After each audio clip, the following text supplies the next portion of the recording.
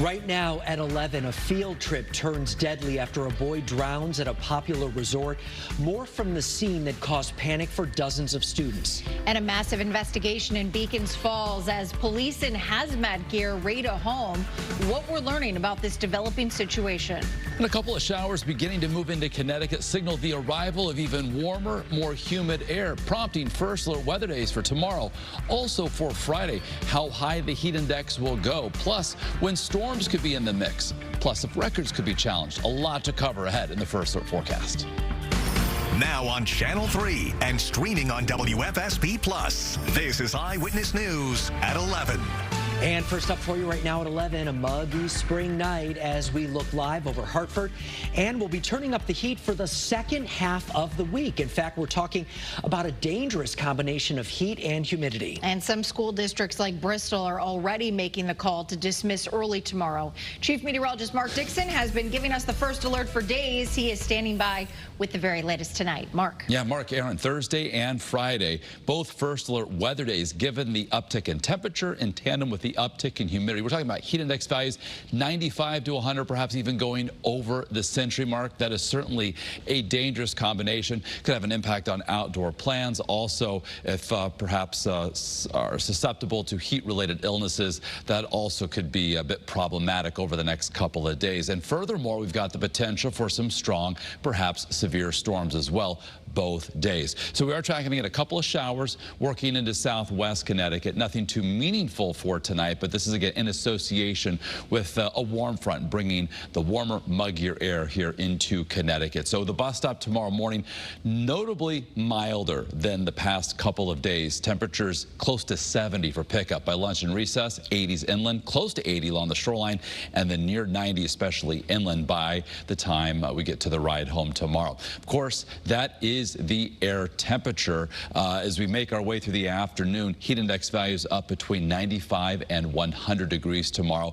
And while we'll likely start off with a little fog in the morning, patchy, looking for a bright start to the day, then during the afternoon, an isolated shower or thunderstorm will be possible also as we head towards sunset. But looking right now very isolated in nature, the overall coverage has been decreasing with our latest model runs. We'll have much more on what to expect for Friday when the humidity breaks and when the heat breaks, all ahead in the first alert 7 day. All right, we'll see you in a few minutes. Mark, thank you. Some breaking news right now from New Haven tonight, where a school employee is facing charges after being accused of hitting a 6-year-old student. Police arrested Siobhan Boone after the incident today at the John C. Daniels School. Police say Boone's a paraprofessional there and struck the child during an incident at lunch. She is now charged with assault. We're on top of developing news tonight from Beacon Falls, where a big police investigation is underway on Munson Road. Our cameras spotted police in hazmat gear carrying items out of a home there. State police aren't releasing many details at this point and will only say they're looking into a suspicious incident. We also have learned Woodbridge Regional Animal Control is involved in this case and seized 13 dogs and 7 cats. We will keep you posted on any new developments as we learn more. Also right now, some developing news we've been following all night from Granby. An 8th grader died after drowning while on a field trip at High Meadow. It's a private day camp and resort right off Route 189. We also learned a number of other students from school districts all across Connecticut witnessed the tragedy. Amanda Callahan, your reporter live in Granby with what she's learning tonight. Amanda. Mark, police have not released the identity of the boy who died, but we did learn he is an 8th grade student who attends Springfield Public Schools in Massachusetts. However, we also know that a number of other school districts from our state had field trips happening here today. I spoke with a mom from Bloomfield whose son witnessed what happened in the pool, and he says he is shaken up along with other students who were here as well. A fun way to close out the school year turned into a tragedy at High Meadow Resort in Granby. Around 2:30 p.m., a 911 call came in for a reported drowning at the camp's pool. Granby police say a Simsbury police officer was working there when this happened and attempted life-saving efforts. The boy was taken to Connecticut Children's where he died. According to High Meadow's manager, the boy suffered a medical emergency in the pool. Bloomfield mom Abigail says her 8th grade son was in the pool when it happened. He was like, well, the kid was playing with his friend. His friend was throwing water at him, and he took a step too far back, and he slipped into the 6-foot side. And that's when we were all urged to get out of the pool. Students from Wethersfield, Vernon, and other communities were there too. Abigail says her son described a chaotic scene while staff tried to clear out the pool and help the boy. He came home with a lot of scratches, and I was like, what happened there? He's like, that was everyone trying to get out of the pool. They were all freaking out. We got everybody running in trying to save the kid. He said they saw the kid floating in the water. Shortly after, additional ambulances from Granby, Windsor Locks, and Simsbury were called in to treat students overcome with emotion from what they saw. He was excited to go, and it's like, oh, this is a memory now. Hey, I went to High Meadows and I saw this happen. I reached out to High Meadow to learn how many students were in the pool when this happened and how many lifeguards were on duty, but did not hear back. However, they do say they are cooperating with the investigation tonight. Now, many school districts and towns are offering counseling services for those students who witnessed the tragedy here today. Springfield Public Schools said they had no further comment tonight. Report 11 Granby, Amanda Callahan, Channel 3 Eyewitness News. Amanda, thank you. Police in Manchester are investigating the tragic death of a little girl who was hit and killed by a car this morning. The 3-year-old was somehow on the street at 4:30 in the morning when she was struck in the area of East Center and Monroe Streets. Police tried to save the girl. They rushed her over to Connecticut Children's, but she died. The driver stayed on the scene and is cooperating with police. The situation has many in the community shaken up. I want to cry, How do you feel about a little kid like that not having help? I wish I could have been there for her, It's just an awful day, Awful. Today we learned DCF was investigating the girl's family before her death after getting 2 reports about lack of supervision. The girl's name has not been released, but police say she was from Manchester. Police in 2 towns now investigating threats made to schools. It's all part of a pretty disturbing trend popping up throughout the week. Police were called out to King Philip Middle School in West Hartford after a threat was received there today. School leaders say police were called out to investigate. We are told tonight the threat was all a hoax.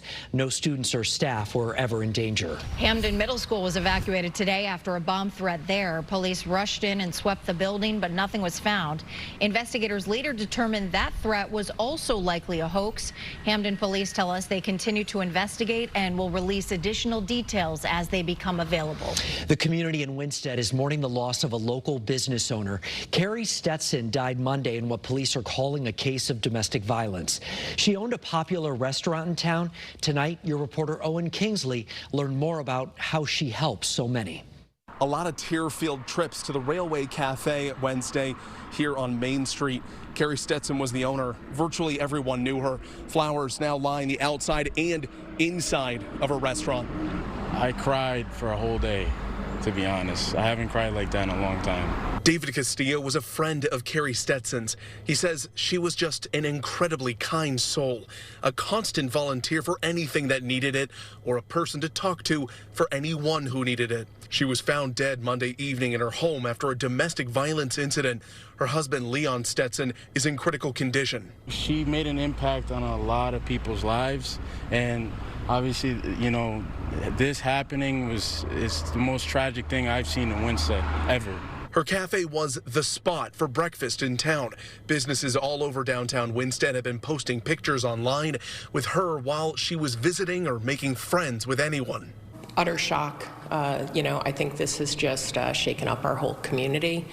She was a beloved member of our community. Her Railway Cafe wasn't just a business to people in this town.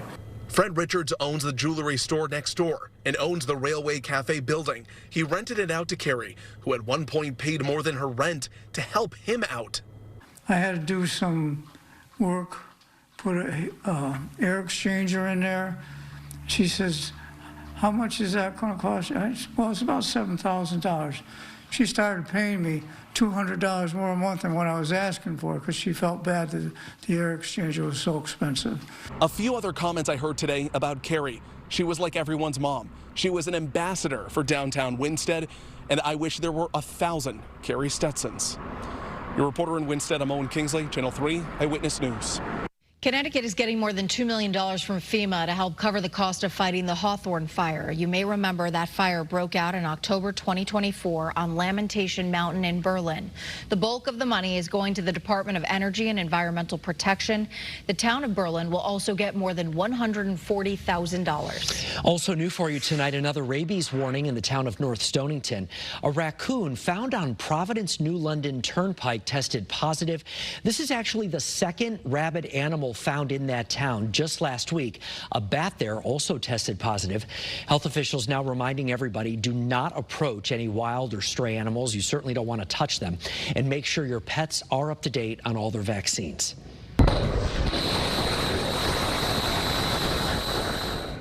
Still ahead tonight, the U.S. launching a new wave of attacks against Iran as the war drives inflation higher here at home. How President Trump is reacting to the startling numbers. Bill Gates grilled on Capitol Hill, what he revealed about his relationship with the late sex offender Jeffrey Epstein. And heartbreak in Enfield after a family dog sparks a devastating fire. The freak accident and how you can help the family tonight.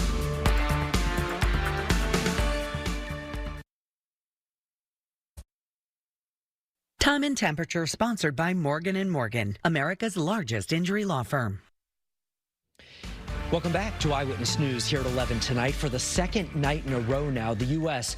launched a series of what it's calling self-defense strikes towards Iran. They targeted key Iranian facilities, including ammunition depots and warehouses. It comes after the U.S. blamed an Iranian drone for downing an Apache helicopter right near the Strait of Hormuz. Tensions in that region now impacting the economy still, with the ongoing blockade of the Strait of Hormuz resulting in soaring energy prices. Monthly inflation figures actually reached the worst level in 3 years, topping 4%. The president was asked if he's concerned. No, I love it. The numbers were great. Now, tension in the Middle East is also rattling Wall Street, with all three major indexes down Wednesday by more than 1.5%. One of the richest men in the world testified about the Jeffrey Epstein case today. Bill Gates says the late sex offender tried to blackmail him. Gates, whose name and photos appear multiple times in the Epstein files, said he never victimized anyone. The Microsoft co-founder says he tried to cut ties with him, but says Epstein tried to keep him in his circle of friends by blackmailing him with information about extramarital affairs. Gates addressed cameras just before the 6-hour-long closed-door hearing. I'm glad to be here voluntarily to testify, to help with the committee's work. I'll start with an opening statement in the hearing room. I hope my testimony is helpful to the important work of the committee to find justice for the victims. Thank you. Gates' association with Epstein was a factor in his divorce from his wife, Melinda French Gates, in 2021. Back here at home, one of the big issues in the race for governor here will be the high cost of energy. All candidates talking about how they would like to bring them down ultimately. Now, despite some legislative reform, the state is in the top 3 with the highest rates. Governor Ned Lamont wants the utilities to be more accountable with regular reviews and more oversight. Look, I have a good personal relationship with the folks at the utilities. We talk all the time, and then they don't get their way and they sue us. So you've got to be able to stand tough on behalf of the ratepayers. Now, Republican candidate Ryan Fazio says he has made energy a top priority. He wants to reduce electric bills by 20% by getting rid of the public benefits charges completely. The governor hasn't been strong enough on the utilities over the last 8 years, and there's no reason for residents to think that the next 4 years will be some sort of thing new. Now, Democrat Josh Elliott, who is challenging Lamont in the primary, called Lamont's plan on energy costs, quote, incredibly weak.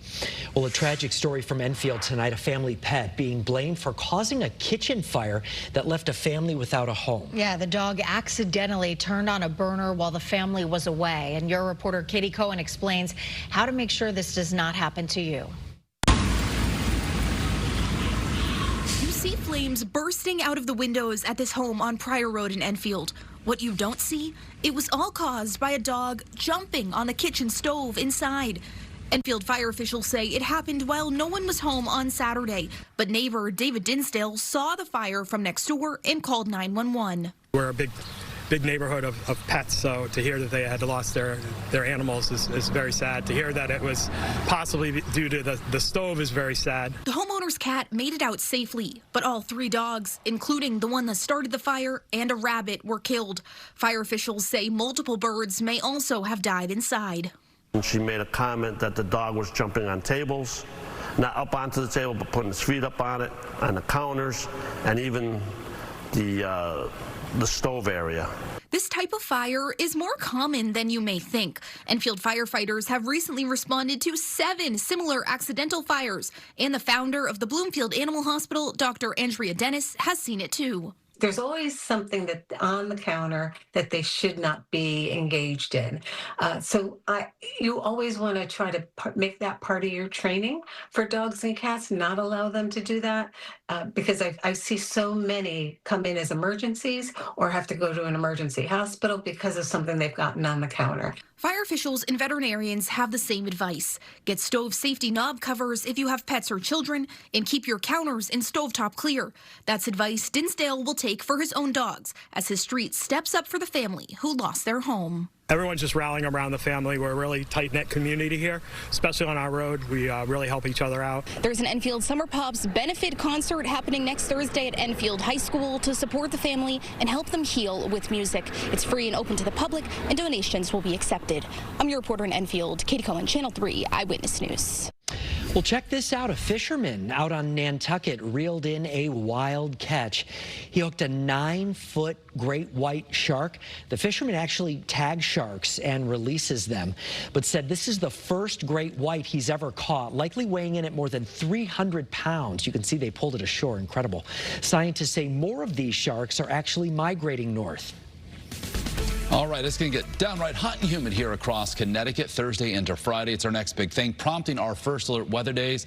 And additionally, there's going to be the potential, at least for a little rain. Perhaps some thunderstorms could be on the strong, even perhaps severe side. So first and foremost, we have a heat advisory up for almost the entirety of Connecticut, the exception coastal southeastern parts of our state. This is in effect not only tomorrow, but also for Friday. We're going to get close. We'll call it near record heat. 98 is the record high for Hartford tomorrow, 97 for Friday. The records that could perhaps be in jeopardy, 93 for Bridgeport, both tomorrow and for the 12th Friday. So getting into the low 90s even along the shoreline. So again, could be close. A look at tomorrow morning, some fog early, and then as the day progresses, becoming bright. We've got a little trough, a little disturbance that's going to be making its way across the region. That's going to provide enough lift with the heat and humidity, enough instability out there, of course, that some thunderstorms will be firing up. Latest run showing perhaps the greatest threat for activity down to our southwest. That being said, an isolated thunderstorm certainly possible later tomorrow afternoon and evening. Then for Friday, basically rinse and repeat, but we've got a cold front on the approach. In advance of that, again, by Friday afternoon, Friday evening, a chance for an isolated shower or thunderstorm. So with the stronger storms that do develop that are going to be in the mix here, possibly heavy rain, also producing some frequent lightning, could also produce some gusty, even damaging wind. That's something we're going to be tracking very closely. Of course, you could track anything that develops and moves across Connecticut with the free First Alert weather app. Right now, it is very mild, 60s and 70s across Connecticut. We're up 5 to 10 degrees compared to this time last night. And you can see on First Alert radar, a couple showers southwest Connecticut, downpour or two here developing in eastern New York that could clip here, Litchfield County here. So a quick shower, a downpour possible overnight, maybe even a rumble of thunder. Otherwise, tomorrow primarily dry. If you're doing some yard work or anything outdoors, remember to take frequent breaks and to also stay hydrated. Temperatures inland reach or exceed 90 in many spots, 85 to near 90, if not just above, along the 95 corridor, but it is going to feel even hotter. That's the case as we get into Friday. Heat index values Friday could reach or even exceed the century mark. And here's Futurecast for Friday morning, 7 o'clock. Bright to start, and then during the afternoon, watching for that chance for a shower or storm to develop. Then they'll be fizzling as we head toward and past sunset. So looks like most of the activity tomorrow and Friday fairly isolated in nature. Behind that front, less humid, but still hot this weekend, near 90 for both Saturday and Sunday. Sunday, increasing clouds, chance for some showers at night, but otherwise the weekend is dry, and then we'll trend cooler Monday into Tuesday and Wednesday of next week. By the middle part of next week, some showers become possible. Mark, thank you very much. Still ahead tonight, a sticky situation for a school in California. Yeah, why officials say a possible senior prank went a little too far.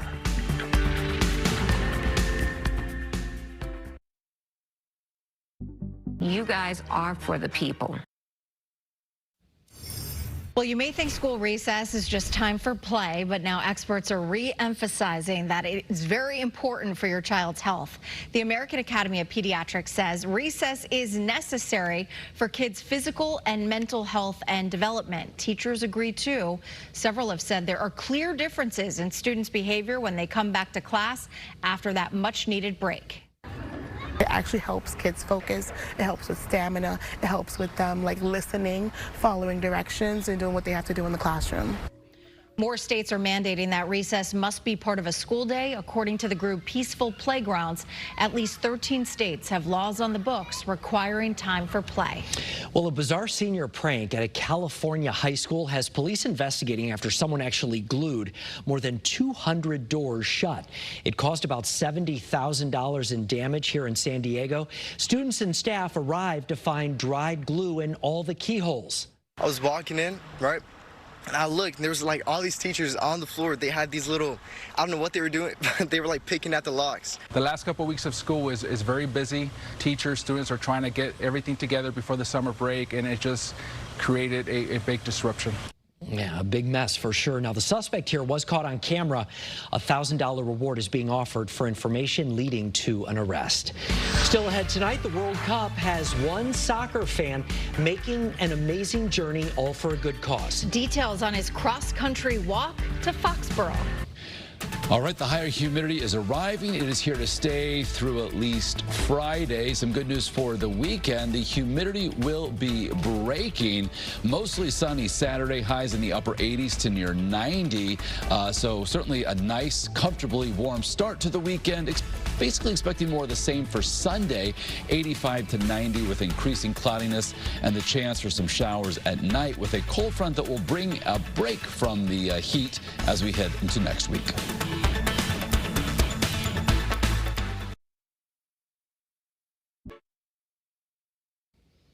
Well, with World Cup matches set to start in Foxborough in just a matter of days, soccer fans from all over are flying and driving in to watch the games. One is walking all the way across the country, and it's all for a good cause. Your reporter Christian Raposa has more on his trek. A 3,000-mile, 100-plus day trek in a kilt. Craig Ferguson now finds himself a single state away from his end goal in Massachusetts. 3,000 miles, he's walking a continent. How mentally strong have you got to be to get up and every day you know that you're going to put your body through the pain barrier? And the meaning behind his cross-country walk comes with a bigger purpose. The mental health part about this challenge is the beating heart of it. It's the reason behind every single step that I take. But it also comes with a personal experience. My best friend back home, Struan, his father took his own life around 7 years ago, and that's kind of what started it all. And then, having done this and sort of put myself in the position to become an advocate for mental health and men's mental health especially. Ferguson walks anywhere from 35 to 40 miles a day, making his way through the deserts, big cities, and rural areas throughout his journey. Like mental health challenges, it can't be overcome without support from others. This isn't just my challenge anymore. I'm doing this for every person who's ever sort of been anyone who've ever lost to suicide, anyone who's ever suffered with mental health issues, and yeah, that's what keeps me going. A challenge for mental health, but also one of how much can he take? Route changes, bad weather, tornadoes, whatever it has to be, but you've just got to overcome the challenges, and that's what makes getting to moments like this and hopefully Boston so special. Being in Providence, he stands just miles away from his end goal of Boston. Just another reason to stay mentally strong. An incredible feeling. I don't really know what I'm going to do with myself once I finish up, but it's been some journey to get here. Ferguson hopes to raise £1 million in support of Sam H, Scotland's leading mental health charity, and he's already about halfway there. And we're helping you get ready for the World Cup. Tune into our 1-hour special Football Frenzy on Friday night. You'll learn more about the U.S. men's national team, Connecticut's plans, and the game of soccer. That's Friday night at 7 on Channel 3, and then again at 9 on The Wax. And before we go, though, watching for some heat tomorrow. Yes, heat and humidity. Also, perhaps a late-day thunderstorm. Rinse, repeat. We do it all over again Friday. The weekend, still hot, but the humidity breaks. Okay. We're watching the end of the Knicks game right here. Thanks, everybody. Wait, 107-106, they're up by 1 with 1 second left.